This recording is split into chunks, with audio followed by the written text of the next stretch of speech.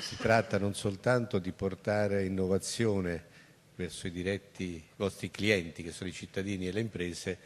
ma anche significa sviluppare una grande domanda di innovazione nel Paese,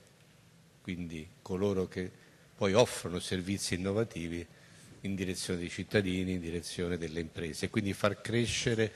più generalmente le imprese italiane proprio nella parte più avanzata, nell'eccellenza, la capacità di innovare. Innovazione che genera innovazione finisce per fungere da motore del sistema economico del Paese. Il ministro dell'Economia Giovanni Tria, in visita all'Innovation Park di Generali a Mogliano Veneto, ha sottolineato il ruolo molto ampio nel sistema economico italiano della compagnia assicurativa ed il governo, inteso come istituzione, deve tenerne conto come esempio di interazione tra la finanza e l'economia reale. Ed oggi, in occasione della visita del ministro e dell'Open Day all'Innovation Park, il country manager Italia Marco Sesana ha lanciato il piano partner di vita al 2021 con 300 milioni di investimenti nel triennio per l'innovazione, le competenze e le persone e 1150 assunzioni sempre nel triennio. Vogliamo avere un ruolo attivo per migliorare la vita delle persone, ha detto Sesana, insieme ai nostri agenti e ai nostri consulenti.